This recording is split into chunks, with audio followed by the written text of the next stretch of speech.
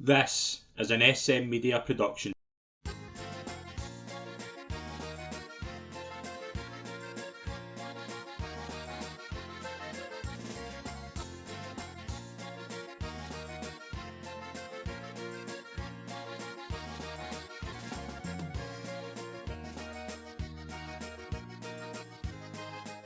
Welcome, folks, to day 6 at Euro 2024. I'm Scotty Pye. It's a pleasure, as always, to be your host. We are recording literally minutes after the final whistle in Cologne as Scotland drew 1-1 with Switzerland, kept their European Championship hopes alive. To join me on this podcast to recap a busy Wednesday in Germany, it's a pleasure, as always, to welcome Scott Young.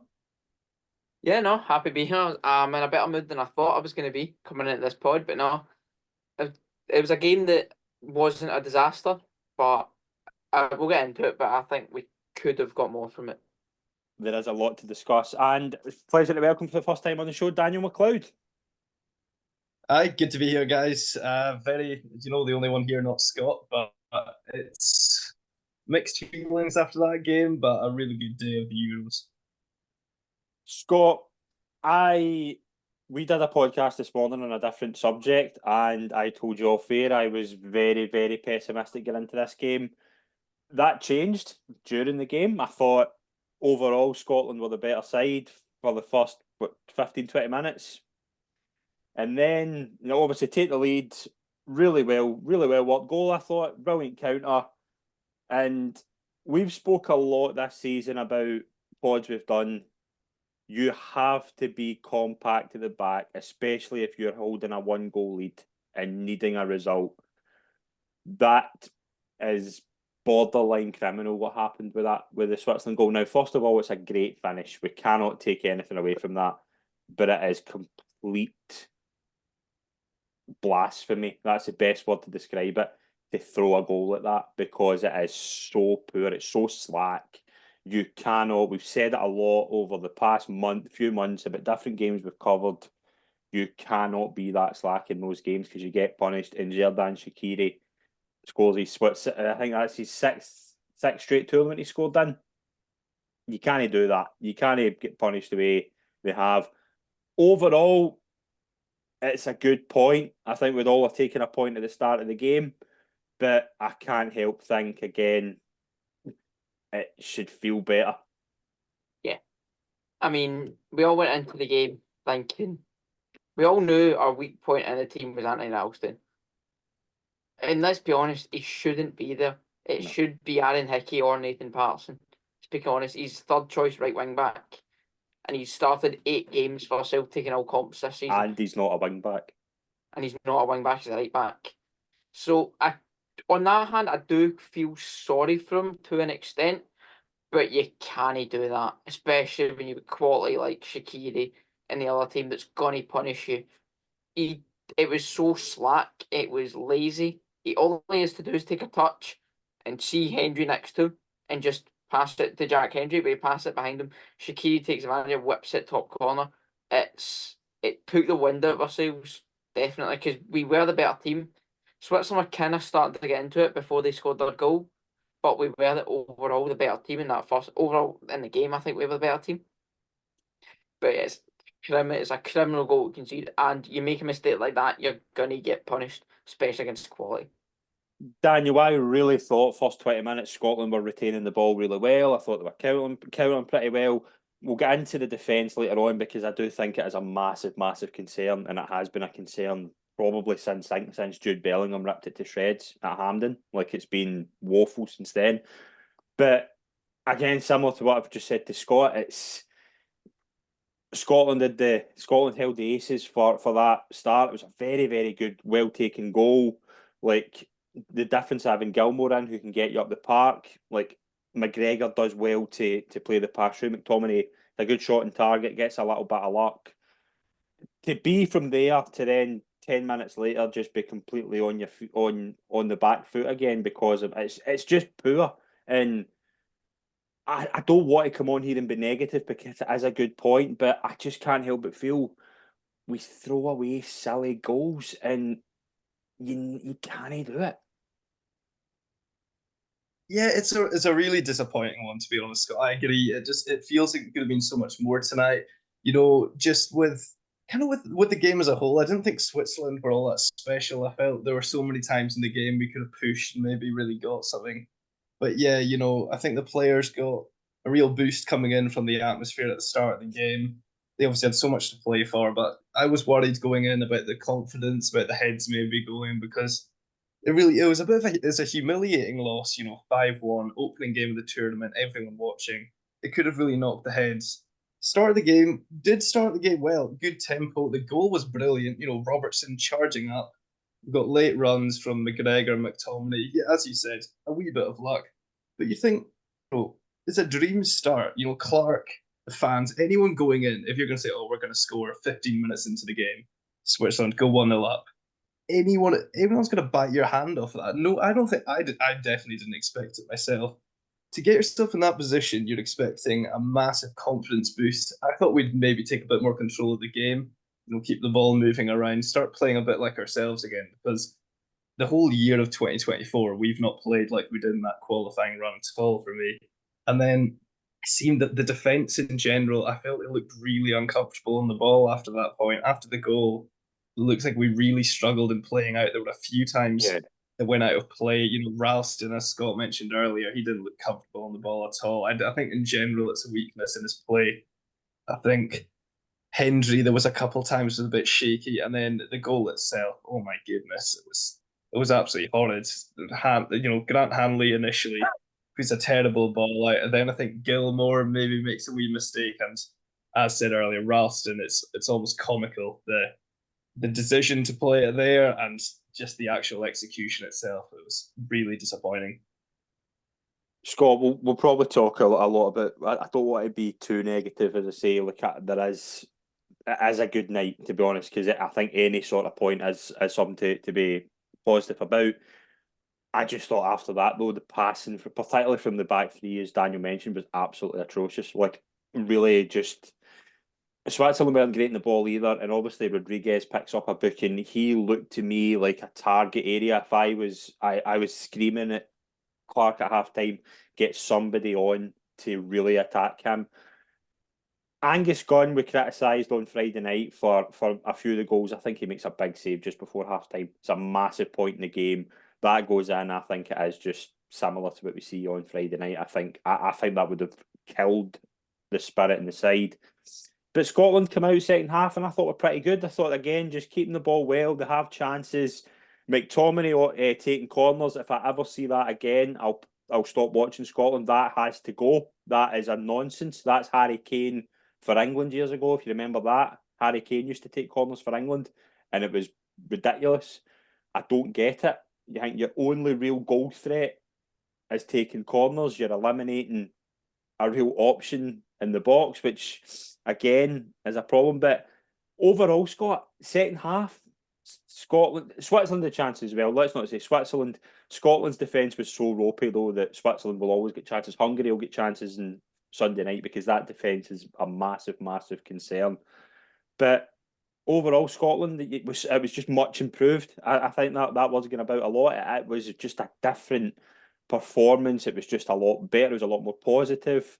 We'll get into subs in a minute, but I think overall, I think probably a draw is a fair result. Like looking at it from a neutral, with a friend of ours text that just to kind of midway through the second half, who's not from these isles, had said this is one of the most tight games, like really poor games I've seen in a while. And it was because neither side really wanted to gamble. Switzerland were quite comfy to just sit and take advantage of a ropey hang from Scotland. And Scotland, I think, were just quite happy as well to get something out of the game. And I think when it went like that, it went 1-1, it was fine. But Scotland did have chances. And I think overall we can say it was hit the post. Hanley should score. 100% score. It's and then right. the one at the second half, it's towards the end. I think it's the last minute. It's a clip ball to the back stick. I think it was McLean. Clip ball back stick. Robertson done brilliantly to head it across. McTominay, he sort of runs straight. He should cut across his man, get in front of him, and then it's a tapping for a couple of yards out. It was things like that, minor things like that, always make a difference in these tournaments, in these games. and yet Hanley hit the post. We could have got a rebound. The volley, McTominay volley that hit McGinn. He's very unlucky. He strikes it very well. He strikes it beautifully. I think it hits McGinn, or hits. I'm pretty sure it hits McGinn. So things like that just don't fall our way. And yeah, it's frustrating coming out of it because I think we were the better team. And I came into this game needing. I said we need to win this because I don't like the idea of needing to win our last game. I think when you need to win a game against a team like Hungary, who probably don't have anything to fight for, because 3 points probably isn't getting you one of your best third places. So with things like that, I came into the game thinking we need to win this, and coming out of it, I think we should have won it. I think we obviously the post, the header, two chances I mentioned, the header across for Robertson, McTominay should get in front of his man. And to be fair, Switzerland had a header in the last minute as well. But overall, I think we were the better team. But a draw isn't a bad result, considering it's still in our own hands, really, getting these 4 points, and hopefully Germany take a few goals off Switzerland in the last game as well, and sort of manage goal difference as well. Daniel, there was the subs. I thought again were a bit of a. I don't have an issue with the subs that were made. It was the timing of them. Like obviously the Tierney for McKenna one is very it's a very tough one because I think Tierney is probably. I think he's out for a while. Like not just the tournament, he's probably out for maybe 4 or 5 months. He got a really bad one. McLean came on for Gilmour. Gilmour did a lot tonight. Gilmour looked a bit leggy. Bringing on Christie at Shankland, though, you absolutely do that. You do that with 20 minutes to go, though. You don't do that with 1 minute left of normal time. That to me was just weird. And I seem to think, and I've said this before, and I think people know my views on Steve Clarke. I don't think he trusts a lot of his bench. I don't think he trusts many of his bench. He'll trust guys like McLean and Christie. You get Christie and Shankland on 20 minutes before because Switzerland made their changes at the right time, and you can argue it worked because Reader and Sierra play really good stuff for the goal that's disallowed for offside. So their changes work. They make their changes at the right time. Why is he bringing on your two biggest attacking outputs off the bench with 1 minute of normal time to go? That just baffles me. It actually wound me up more than anything. It was a situation where we're maybe on the hour mark and I'm feeling, we can really go for this. These, Switzerland, they obviously had the disallowed goal in the first half as well. But I thought they'd had a chance and I'm thinking we need more energy going forward. I hate to say it because he's one of my favourite players, but John McGinn was really poor tonight. Non-existent. Until about the 65th minute, I wasn't even sure he'd got on the flight to Germany, to be honest with you. He was such a non-factor for such a player that's meant to bring so much energy and aggression. Can you make the argument though that he's not playing in the right position? The reason that Emery got the best out of him at Villa was he played deep. Now, there's an argument, but I do feel this is usually where he's been playing for Scotland, where he's usually playing well just off the striker. So I do still feel like he should be contributing more than he is. There is potentially the argument there. They could be playing in a different role, and I think he's probably earned a bit of patience. But I even think in terms of the substitutes, we had the game on Friday night, we've got the game obviously tonight, and we've got the game on Sunday night, and these are 3 high-intensity games, a much higher intensity than anything we'll be playing in qualifying. And you're really asking maybe a group of maybe 13 or 14 players to go and play a large majority of the minutes. And I was seeing earlier on today, which I'm sure we'll talk about that as well, but Germany were bringing off, big players on the hour mark. And, maybe they got the luxury because they're winning. But I thought we were really quite poor going forward at points tonight. And I thought, bring on Christie, bring on Shankland. I was even thinking bring on James Forrest and try to stretch the game, add a bit more width, add a bit of something different. Even, your Lewis Morgans or Stuart Armstrongs, anything a wee bit different, because I didn't think we were really looking like we were ever going to create a chance. Shea Adams, he barely touched the ball in the second half at all. And McLean on, fully agreed with. I was a wee bit surprised maybe Callum McGregor didn't come off. I thought maybe as the game went on, he'd played a lot of minutes in Germany. He played a lot tonight. I thought maybe we could move something in the midfield, but I just didn't get it at all. Bring Christie and Shankland on the 90th minute. I don't even understand the point. I would actually find it really annoying as a player like Lawrence Shankland, and maybe you feel, with the goals he scored for Hearts in the Premiership this season, he's probably thinking, I'm more than good enough to lead the line for my country. And it's a bit of an insult to actually get brought on at that point. I didn't get it at all, to be honest. I thought, to be honest, in general tonight, I thought we did play for the draw, especially in the latter stage. I would totally agree I with saw that. Steve Clark at full time, and he was almost looked like he was celebrating, which wasn't really for me. I thought we should have went for the win. I think you have both mentioned that. I don't get it at all. I'd never thought about really your theory side of it, that maybe he doesn't trust players in the squad. There probably is something to it, because looking back to Oslo, which was an amazing turnaround win, I remember feeling the same on that night. We need to get players on here, and it wasn't the case. Scott, one of the theories that I have is that, yes, he doesn't trust his bench, but I think he is really, really afraid to break the balance up. The reason that I think Ralston plays the full game is because I don't think he wants to bring on a Forrest or a Morgan, because that breaks up the solid nature of his back line. Now, the problem with that is that you saw into the kind of last 20 minutes when the boy that was absolutely annihilating Ralston, but I can't remember the boy's name, so forgive me. And Doy, he was having a lot of joy down that side. Now, I'm not saying that James Forrest or Lewis Morgan or even Armstrong, as Daniel said, would have made a difference, but Ralston's not only confidence is completely shot, he's also done in terms of fitness, like in terms that he can't give you any more. You've got a guy like Ndoye who's coming back in, who's got a lot of energy at that point. That's just that opening up for disaster, and that to me is something that Clark's been guilty of for a long, long time. Is that he doesn't want to break up the balance. If he's got a formation, he will stick to it like glue. He will not change it unless there is an injury. Now that makes me think that he's not going to do what I think he should do in the next game, which we'll get into in a minute. But like the fact Ralston plays that, and it does pick up this. It does actually end up doing quite well towards the end of the game.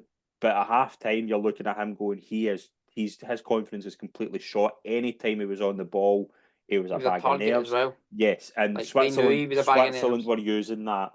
So, yeah. And then I saw McCrory warming up, and I'm thinking, right, maybe makes sense. Just get him on for 15 minutes just to solidify that because Ralston just looks done, and he doesn't do it. And no. One thing tonight before you come in, one thing tonight that's came to a conclusion. There is absolutely no crossing threat from Scotland at all. It's only McTominay and Robertson maybe.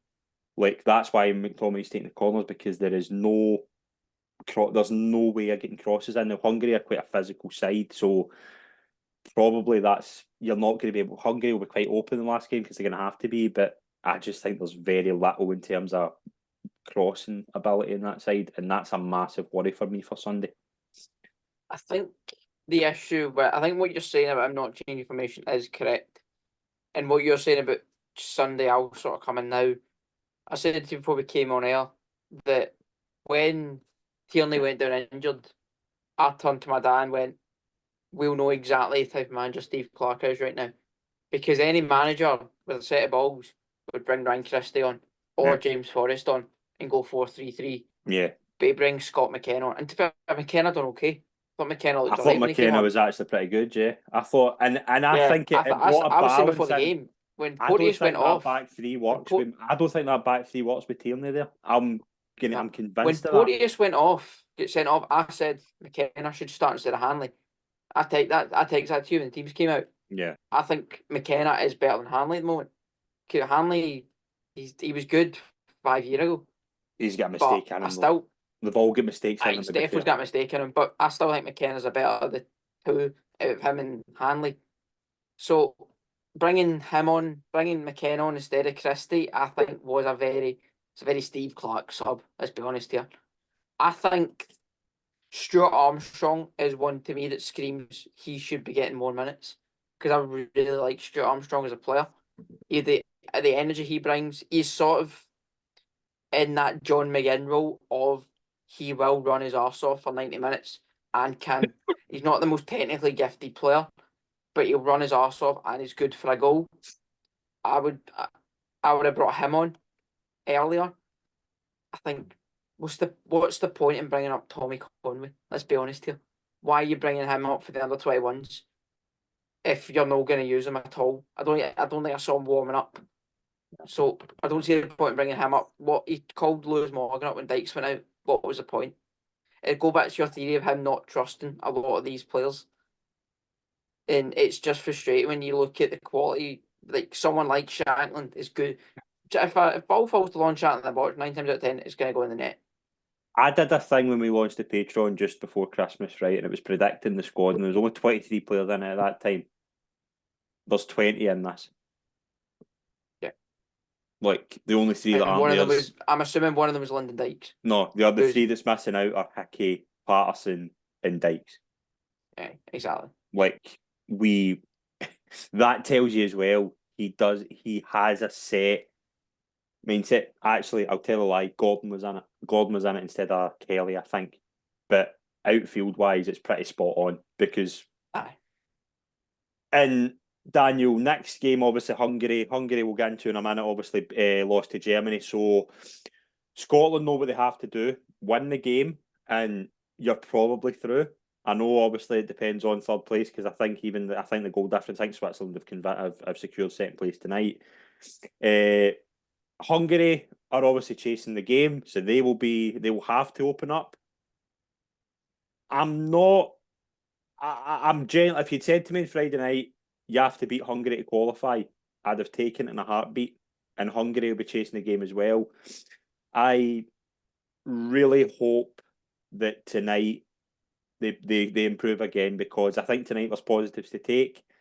We know what they have to do. They have to just go out there and give it everything. One game to finally break that duck or getting into a knockout game. This is it. Sunday, win the game. No matter how, just do it. It's a huge one. It's, these games come up and it's as big as one I remember for Scotland.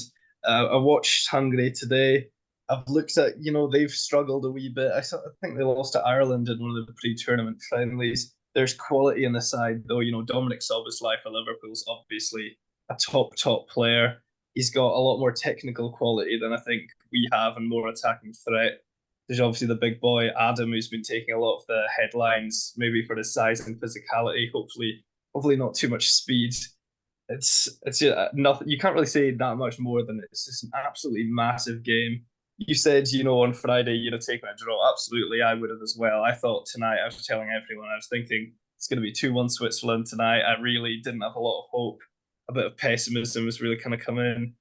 The importance of the game and reaching a knockout, I don't know if there's really ever been a bigger time for it because I think there's a younger generation of fans. I think just in fans in general, with the disappointment of, from 1998 till 2020, not qualifying for a tournament.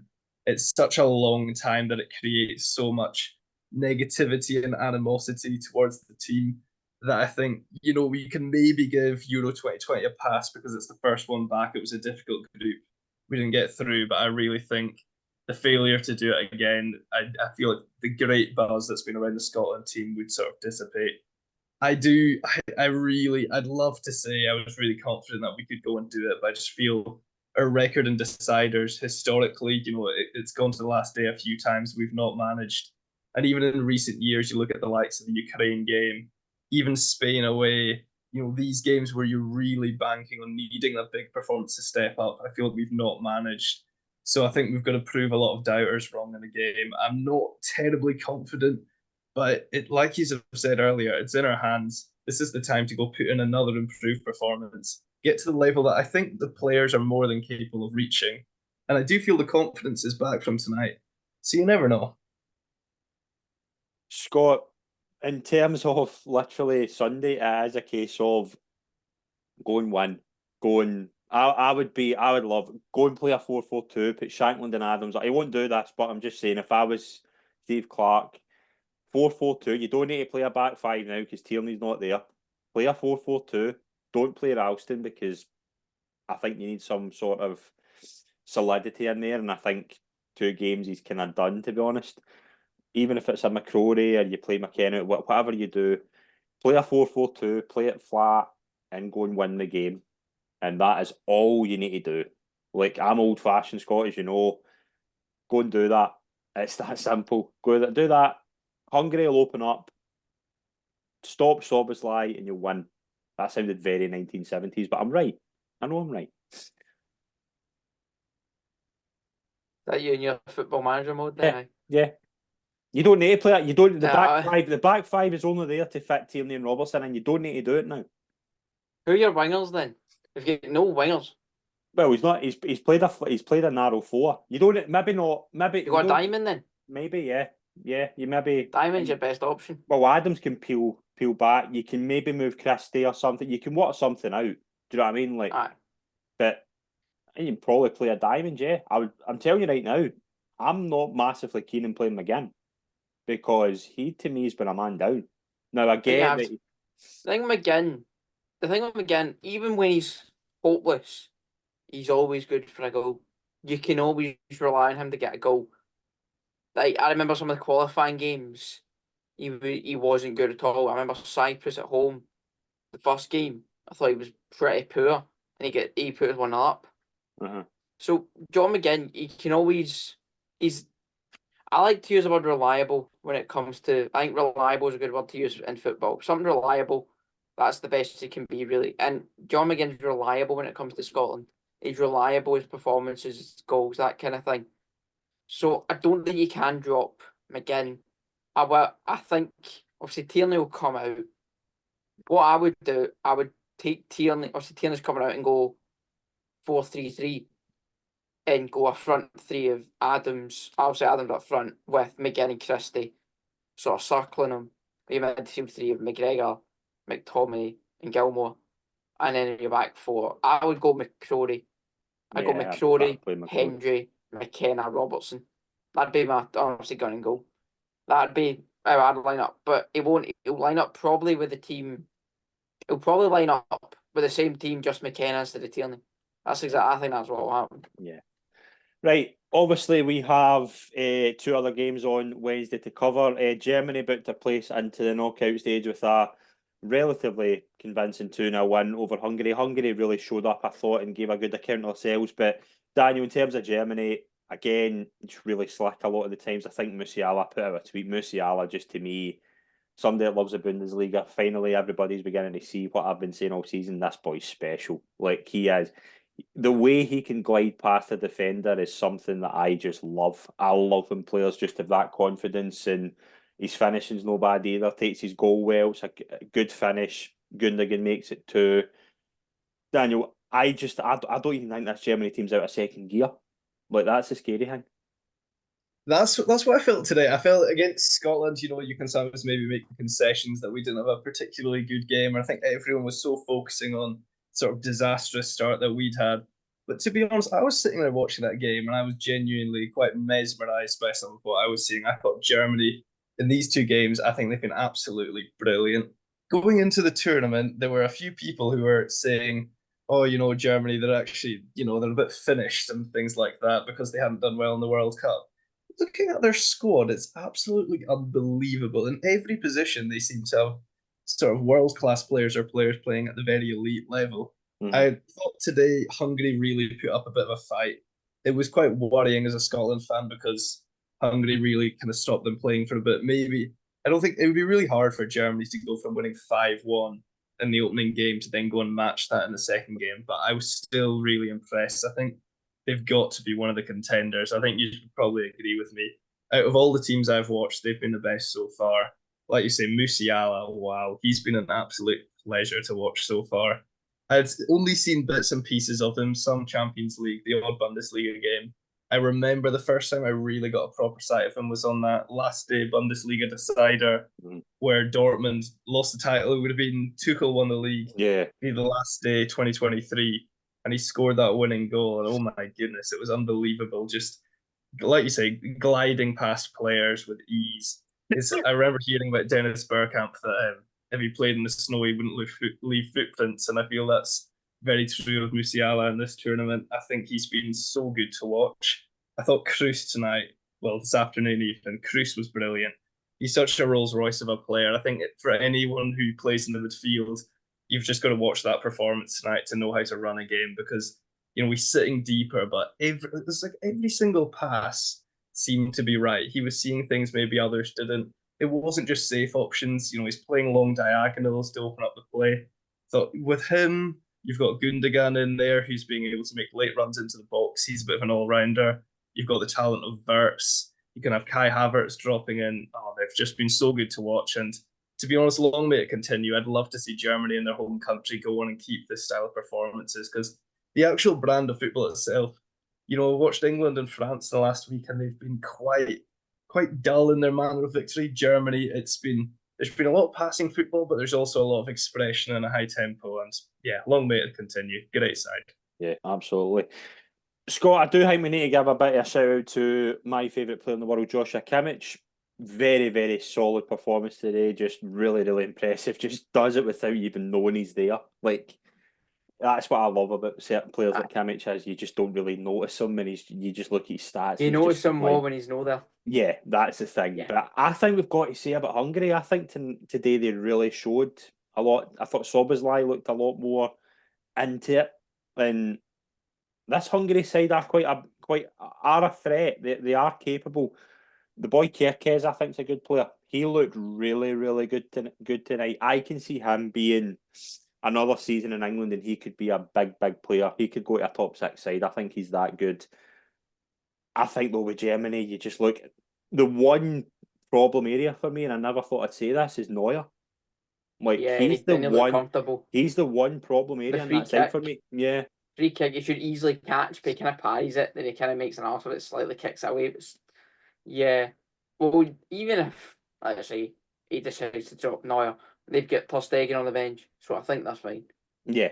It's not like they're going from Neuer to like a 4th. You know what I mean? Like it's not exactly. It's not a disaster. I mean, it's Bayern to Barca. It's not terrible. Aye. I really think Hungary they're physical. They're physical. Szoboszlai, I think, we've covered him a lot in the Premier League show, Scott. He's very, very good. He can pick things from nowhere. You need to really calm him down, as Daniel mentions. Obviously, we've got probably the cult hero of this tournament so far, Martin Adam, who will just score. He'll be the Mustafa Hadji, if we 1998 reference here for a few people. Into the opening games Wednesday, Croatia 2, Albania 2. This game, first half, I don't think a lot of people would say this had been the highlight, but I thought second half, Daniel, was really, really enjoyable. Albania, you've got to give it to Klaus Jazula.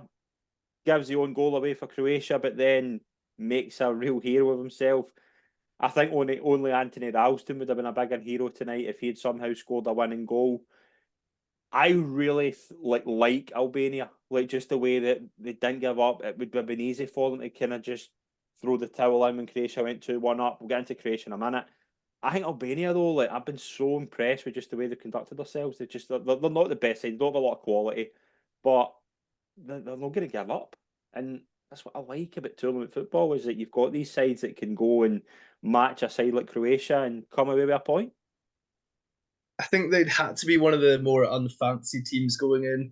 They're one of these teams that you honestly, you don't even really know many of the players. Ramadani, who'd been at Aberdeen for me, was their sort of marquee player going into this tournament. And it was kind of the only one I knew. But then you kind of look beyond it. You see Silvino, who obviously had a top-level career managing, and you've got Pablo Zabaleta on the coaching staff. So you're thinking, okay, there's maybe a bit something different here. In the Italy game, they go and shock the world and score the fastest ever Euros goal. And then I think they were quite unfortunate in that game. They probably didn't really deserve a result, but then they were pushing at the end. And I really thought, this is a team, they really like a hold of the ball. You can sometimes think there's a bit of a stereotype with some of these lesser known teams that they're going to go and play some sort of hoofball and, really kind of backdated football. I think they've been playing really nice stuff in this tournament. They've been going at teams who've been really positive.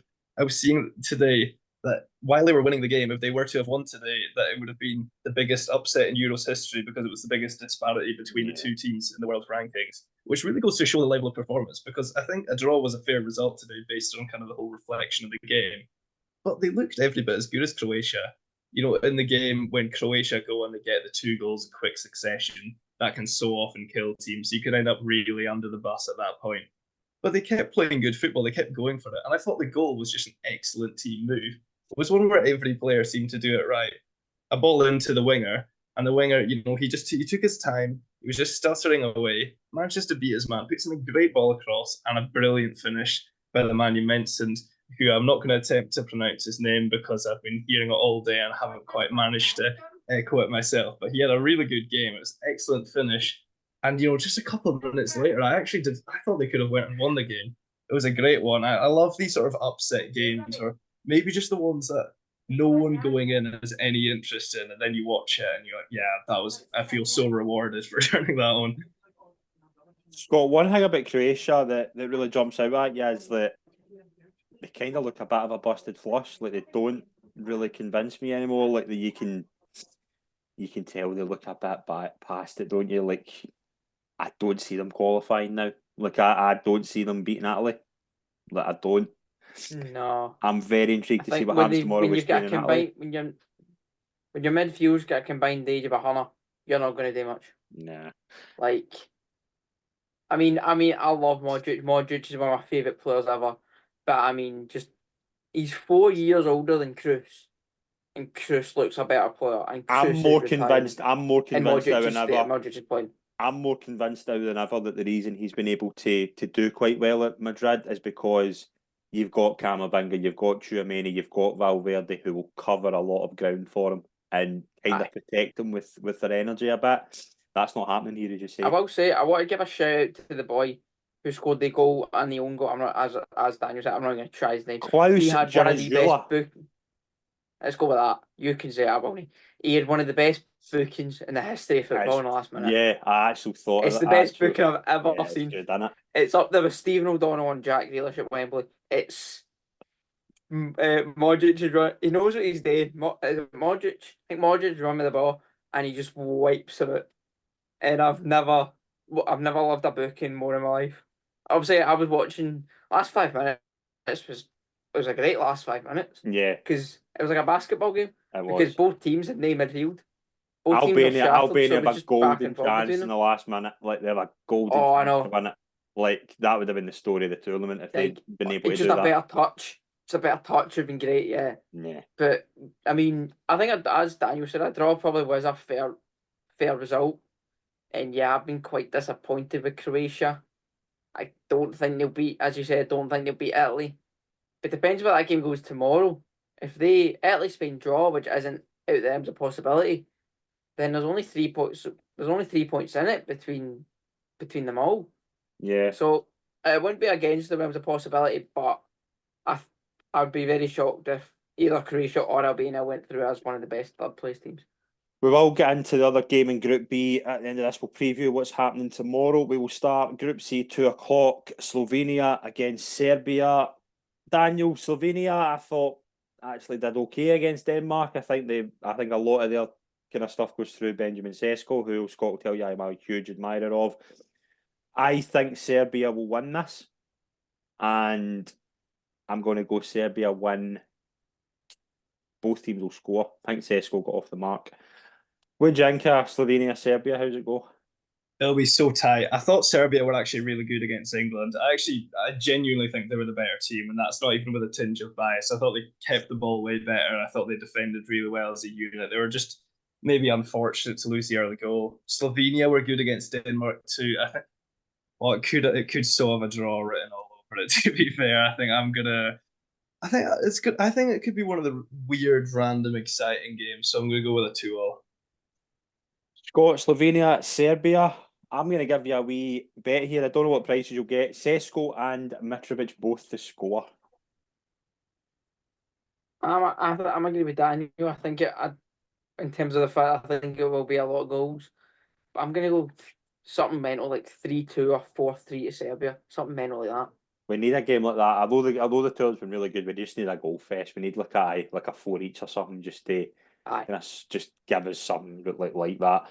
I don't think we'll get that in this next game at 5 o'clock. Denmark versus England, obviously a rematch of the semi-final 3 years ago.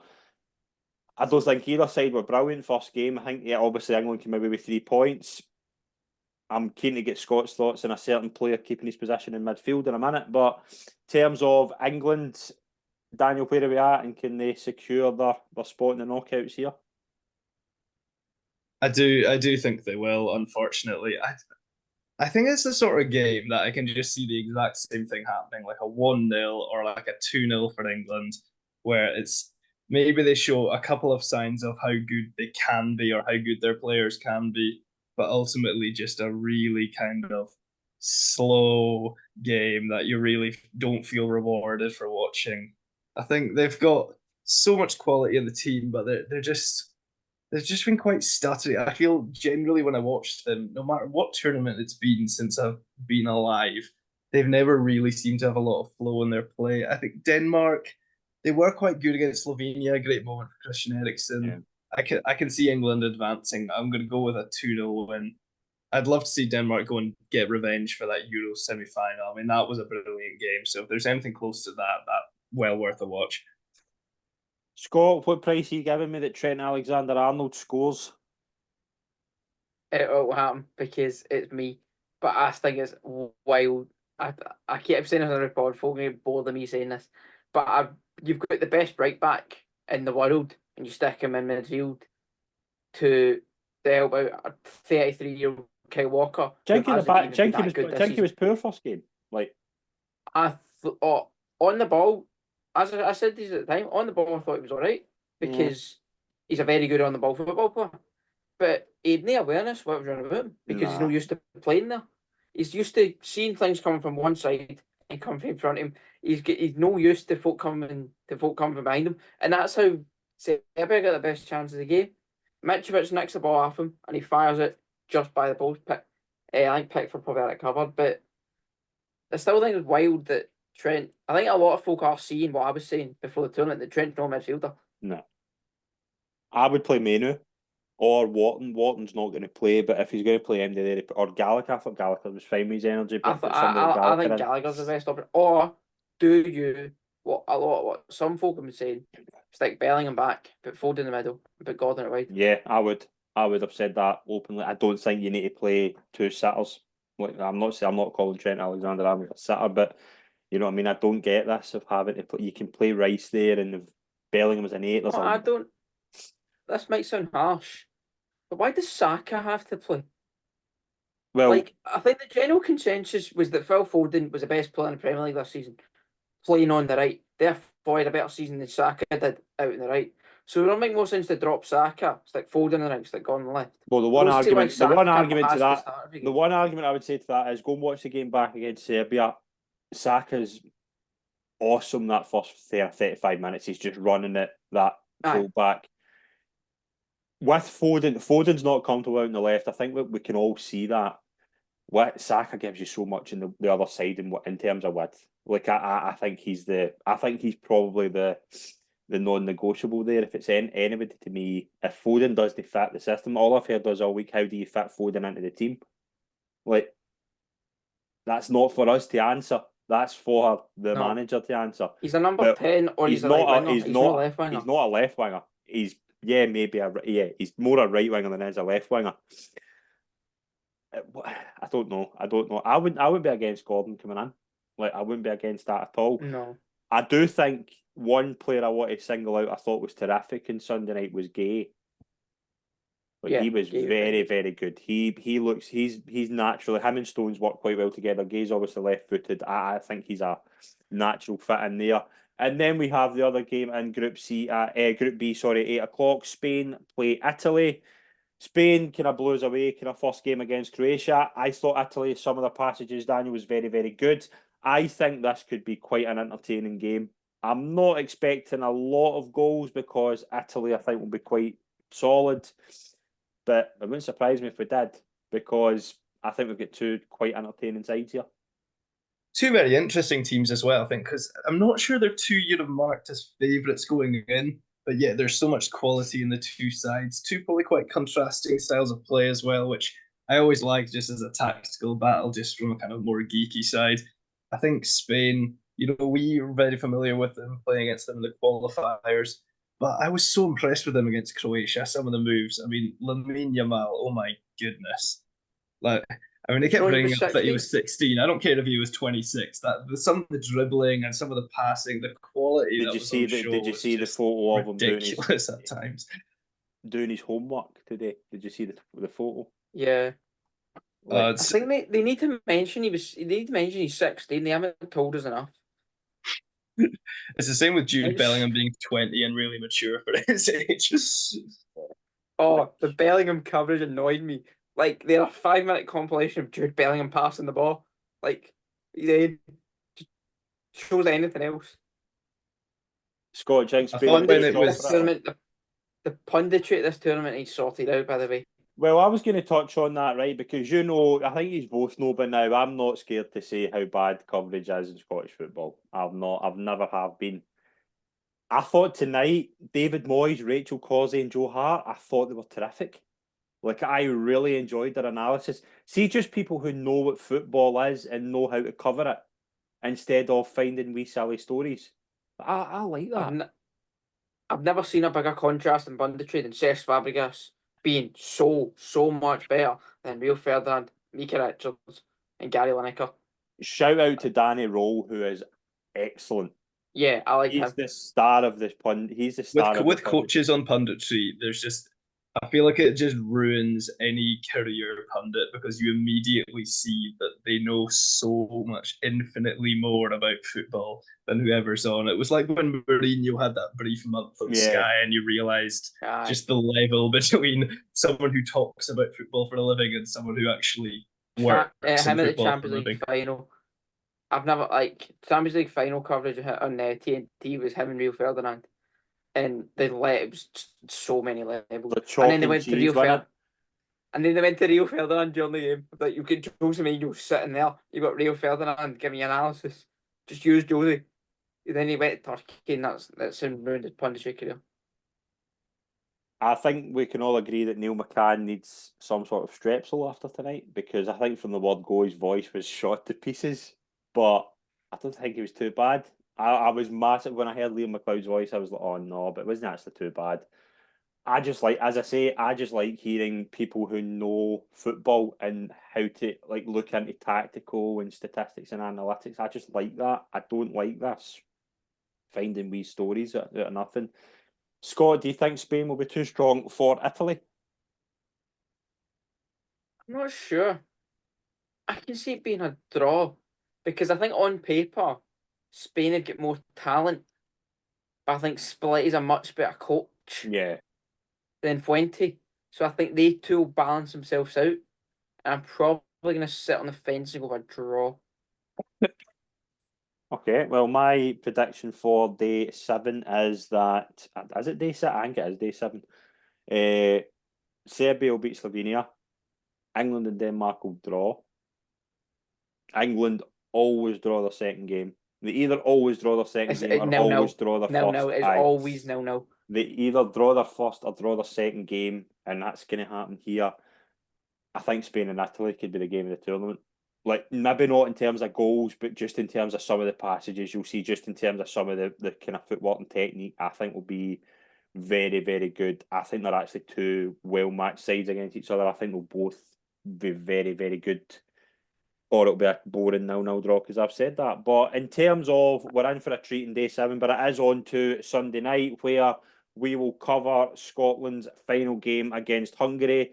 There will be a wee break for a couple of days because there's a lot of other things going on in the sporting world that we'll need to cover as well. But we will obviously be keeping you updated with any Euro news that comes out between now and then. To my two guests tonight, I want to thank them for coming on. First of all, Scott Young.